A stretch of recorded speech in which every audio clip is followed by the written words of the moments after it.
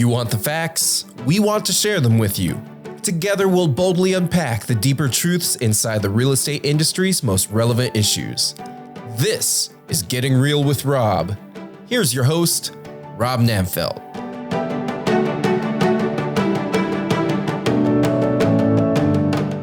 Hello and welcome to Getting Real with Rob. Today our special guest is Shawn Heath, Director of Charlotte's Housing and Neighborhood Services. Shawn, welcome to the program. Thanks, Rob. Great to be here. Appreciate you having me. Absolutely. Well, Shawn, you've been with Housing and Neighborhood Services for about a year now, is that right? That's correct. Okay. Been with the city for 2.5 and with Housing and Neighborhood Services for a little over a year. Okay, it's great. Great to have you on board. Before we get into kind of the details and the nitty gritty, let's talk a little bit about you. How long have you been here in Charlotte? A little over 20 years. Originally Really? from Maryland. I was actually born in Alaska, but we moved when I was 5. So I'd consider myself to be from Maryland. Went to school in Virginia, and then kind of a typical Charlotte story. We had family that moved here in the mid-90s, and we followed them here a few years later. And since then, my in-laws and my parents have also followed us here. So we're collecting family members here locally. That's great. Well, it's a great place to be, right? For sure. So do you remember Alaska at all? A little bit, but I could be remembering pictures. I'm not sure if they're original memories or not, but the memories that I have, we'll assume they're just legitimate memories, Okay. are good ones, even though I was quite young. And we were in the Anchorage area, which at least in the summer months had a semblance of being kind of like normalish weather. At least I can remember a few days where we were out in shorts and t-shirts and there's plenty of sunshine. And in Maryland, are you a crab fan? Yes, we grew up on a little creek that feeds into the Herring Bay, which feeds into the Chesapeake Bay. And we would keep crab pots out on our pier during the summertime. So growing up, I had no appreciation for how expensive it was to buy crabs at a restaurant because we just had them there and at our disposal all summer. It was great. That's pretty cool. Yeah. I lived in D.C. for a while, and we used to go out to the shore sometimes. Sure. There was a couple of islands, Saint something. Do you remember? Yeah. St. Michael's? Solomon's and St. Michael's. That's St. right. Michael's. Yeah. Okay. Mm-hmm. Yep. No, those were good times back in my 20s, the young fun days.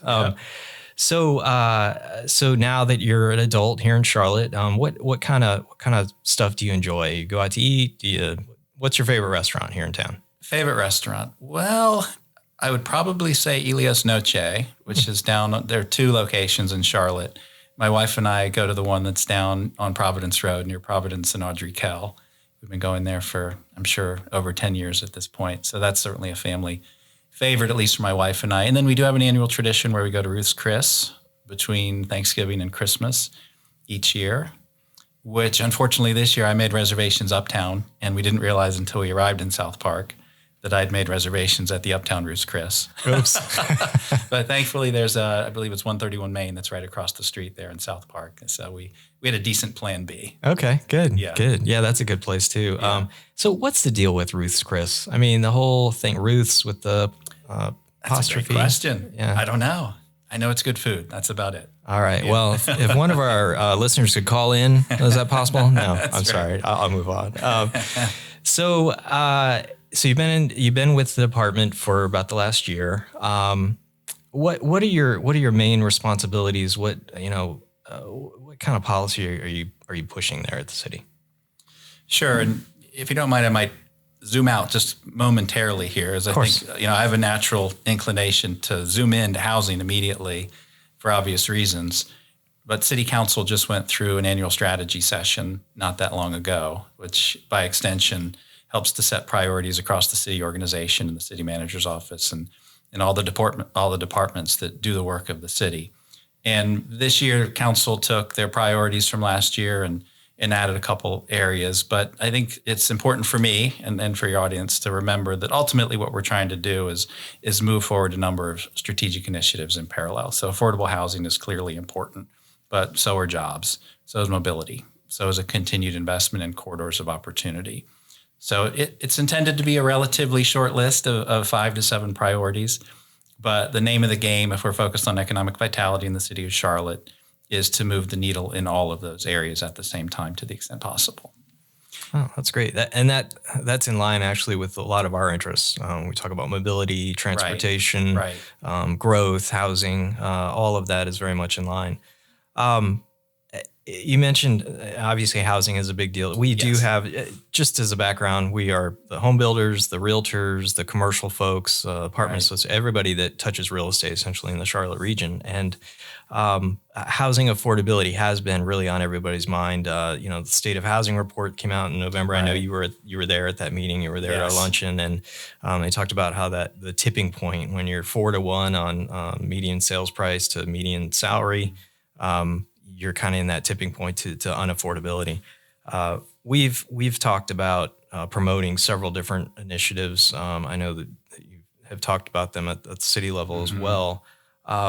What do you see as some of the kind of the key responses to that? What should we be doing? What should the city be doing? And other local governments? What can the state do to supplement? And then what can we do as the industry to really sort of fill that void and help with some of those supply issues? Great question.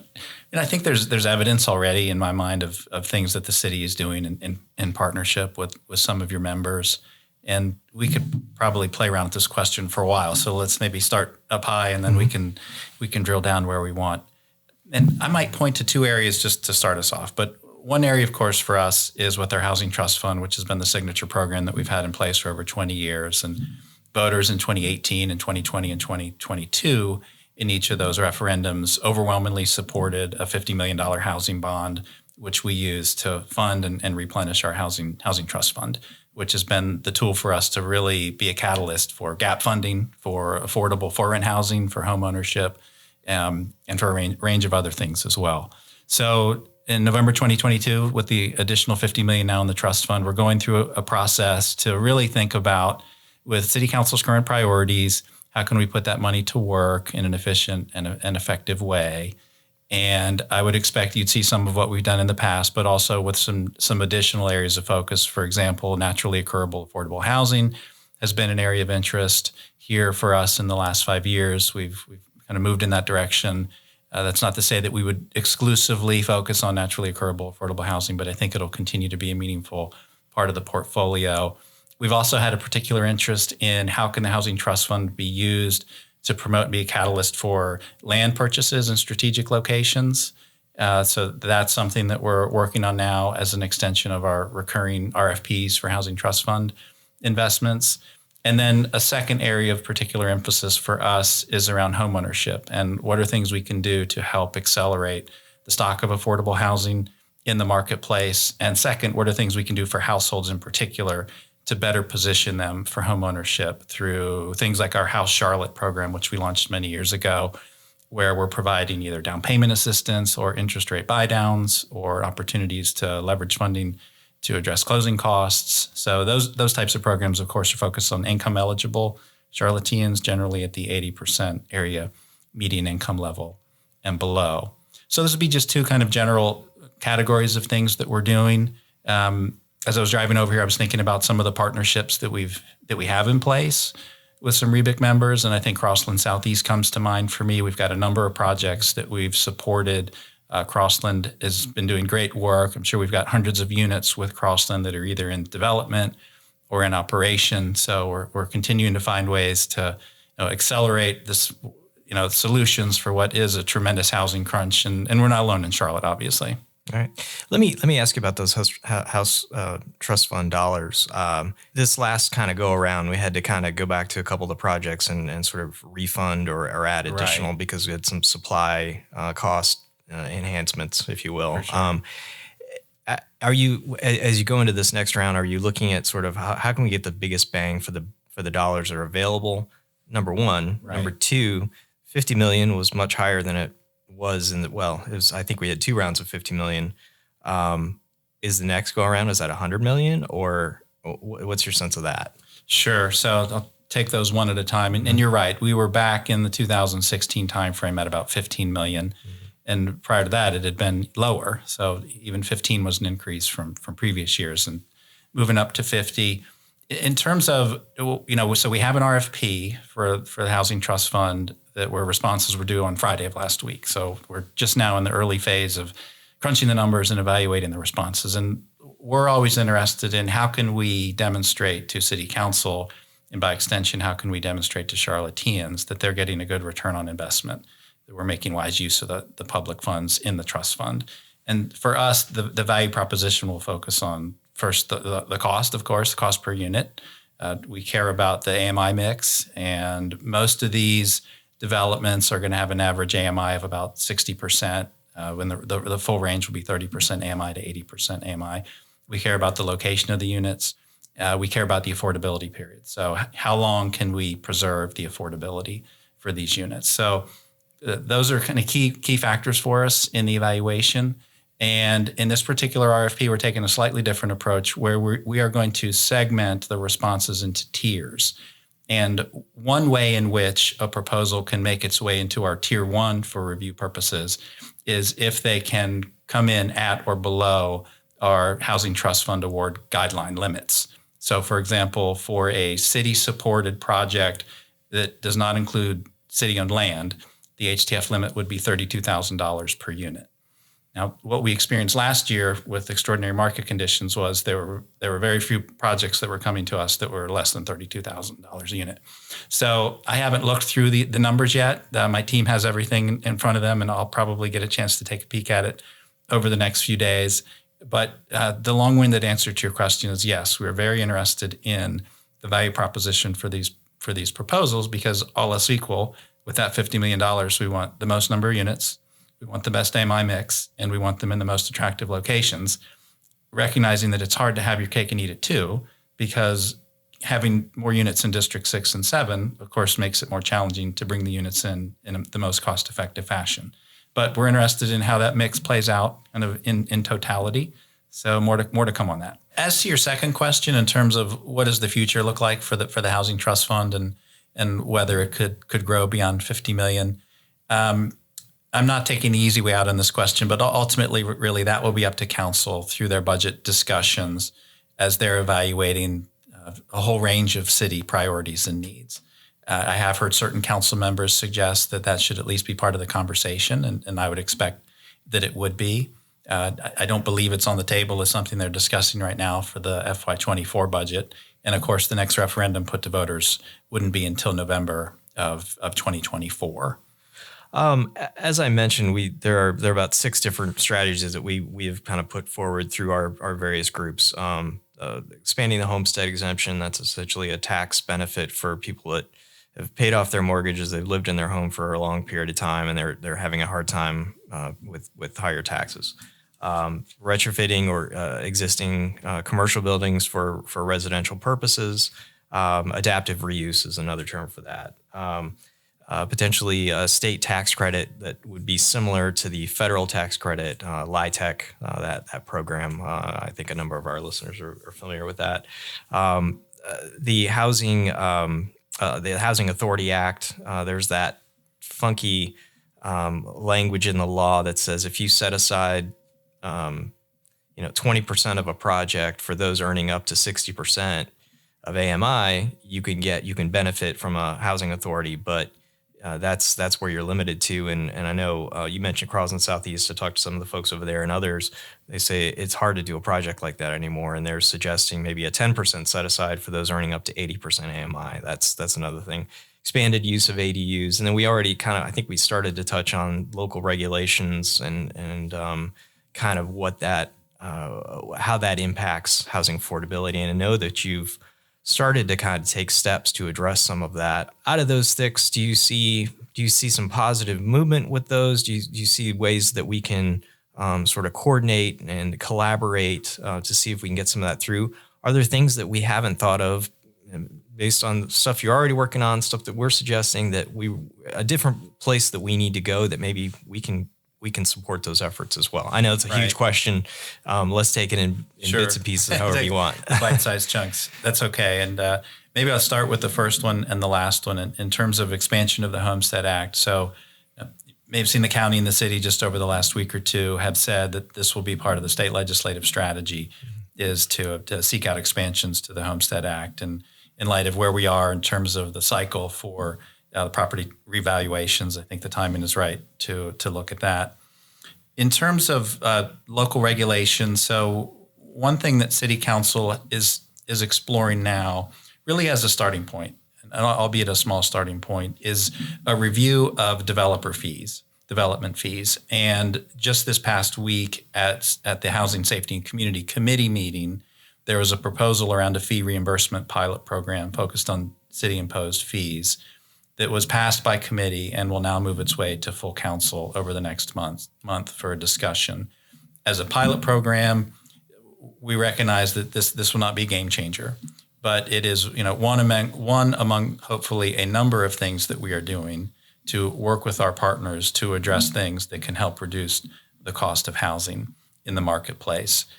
Well, one thing that we also mentioned to committee is that the housing department that I lead and the planning department led by Allison Craig are on the front end of conversations around broader questions related to regulatory burden. And we've had conversations with REBIC members and heard feedback from REBIC members about the cost of regulation and what are some things the city of Charlotte could potentially do to identify some common sense choices on things that the city either controls or can influence that could have a beneficial impact on the cost of housing. So I don't have anything to report today definitively on that other than to say that I said that out loud in our most recent committee meeting, that it is among the areas of interest for us at the staff level in calendar year 2023, and that they can expect to hear more. And now we're kind of working behind the scenes to sort out what would a work plan look like around that scope of work. And importantly, I would say, how can we have some of our partner members participate in the analysis so there is a recognition that we're listening? And so we avoid a scenario where we go off and do a lot of work on our own and bring it back, and there's a misunderstanding around, well, this looks like a black box. How did you do this? Why weren't we involved earlier in the process? So more to come on that. Okay. No, I think that's great. I would also encourage, as it relates to not just the regulatory in terms of the fee cost, the time involved is a big factor. I hear that over and over and over again. And I know enhanced review is something that's been explored. So I would encourage that being part of the equation. Understood. Yeah. And we would like this to be holistic. Yes. Thinking of our partners and their vantage point as we're trying to go through the analysis, that's certainly consistent with feedback we've heard from others. Okay, great. Well, and along those lines, we are actually we're in the exploratory stages of wanting to put together a workshop as it relates to housing affordability and bringing in some of the practitioners and others. Obviously, we want you guys involved in that and spend half a day or a day kind of going through maybe some scenarios. Okay. To see if we can help in that regard, right. As you explore different policy changes going forward. So I'll just give that a little premature announcement, I'm sure, but that's something we hope to get on the books in the next couple of months. Good. And I like the idea of having some specific scenarios because, at least for me, that helps make it very tangible. Yeah, absolutely. Well, and because we're all about the outcome. Right. A lot of folks like to do press releases and say, hey, that was great, but people forget about that. Right. It's really the outcome that matters. Right. Are there things that you think the city and other government, it could be the state, could be the federal level, ought to be exploring in terms of housing affordability? Well, I guess that's part one. And then part two would be, what can REBIC and some of our other member organizations do to support those efforts? Obviously, we have a communication tool. We've got a great website. We've got a newsletter that goes out. We've got this podcast. We've got other ways of getting out to the people that care about these issues. What can we do as an organization to kind of move the ball down the field? On the two questions, first, I would say my focus has really been on the local level. And that's not to suggest or to be dismissive about opportunities at the state or federal level, but I've really been more focused on what are the things that we have more direct control and influence over. And in terms of opportunities with the members, I would say I've found in the past 18 months that things have been most productive through relationships. And so I'd certainly love to have an opportunity to be more directly engaged and involved. I mentioned Crossland Southeast, Greater Charlotte Apartment Association was by our side in some policy work over the last 2 years around source of income protection for city-supported housing. And we had a collection of stakeholders that were involved in that work. and each brought a different vantage point to the discussion as we were trying to drive out what's a balanced solution to help ensure that for city-supported housing, that individuals with rental subsidies like housing choice vouchers are on a level playing field and they're not discriminated against. And we wanted a solution that worked for those prospective tenants. We wanted enforcement mechanisms that had teeth, but we also wanted to recognize the kind of the needs and reasonable points of view for the property owners, property management companies as well. So Greater Charlotte Apartment Association was quite helpful in that. They were at the table. They were directly involved.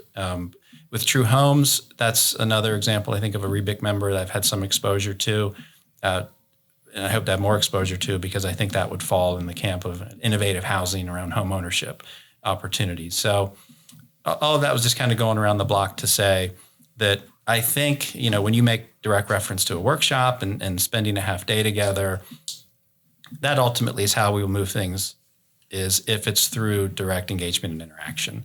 It's not let's exchange white papers, or let's do an email list of what's your priority list and what's mine, and then see where the overlap is.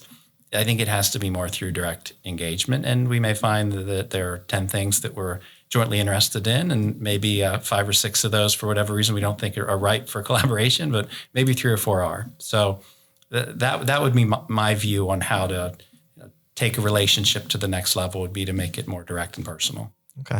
No, that's great. That's great. So let's bring this full circle. Talked about where you like to go out to eat. You look pretty fit, so you must work that off somehow. What kind of other activities do you enjoy here in town? My hobbies have changed a lot as I've gotten older. So I'm 51 now, and I would say up until my 40s, if I was running, it was only because I was told to run, or I was training for something, maybe when I was younger, a sport. But somehow 12 years ago or so, I fell in love with running. So I try to run at least 25 to 30 miles a week. I rarely miss that target. I don't do a lot of road races on my own, but on at least once a year, I'll get together with some friends and we'll do a relay race. We've done the Blue Ridge Relay a number of times, which is 200-ish miles. So 9 of us will alternate legs on the Blue Ridge Relay race. Last year, we went to Oregon and did the Hood to Coast Relay, which was absolutely beautiful. I hadn't been to the Pacific Northwest in a long time, so I thoroughly enjoyed that.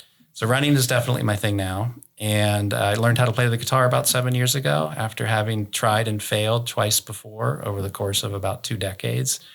But thanks to YouTube and the instructional videos on YouTube, and a recognition on my part that becoming a good guitar player, or even a beginner guitar player, did not require me to learn how to read music or even tablature, that really I just needed to know some chords and watch some instructional videos, and I was off and running. So now I probably play on a daily basis. I love it.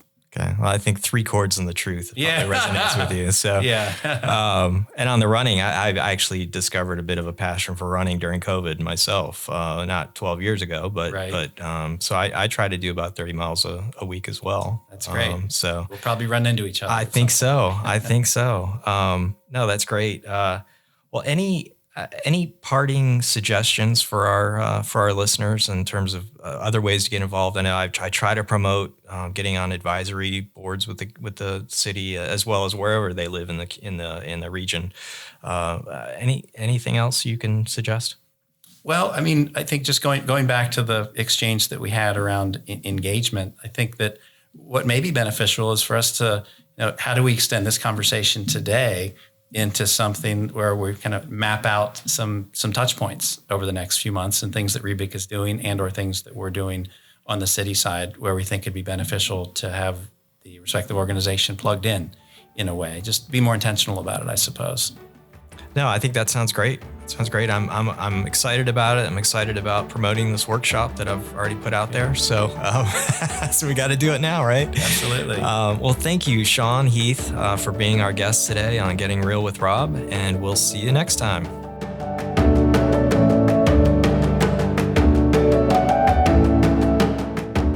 Thank you for listening to Getting Real with Rob. This podcast is produced by the Real Estate and Building Industry Coalition in Charlotte, North Carolina. Learn more about us at rebic.com. That's REBIC.com. We'll talk to you next time.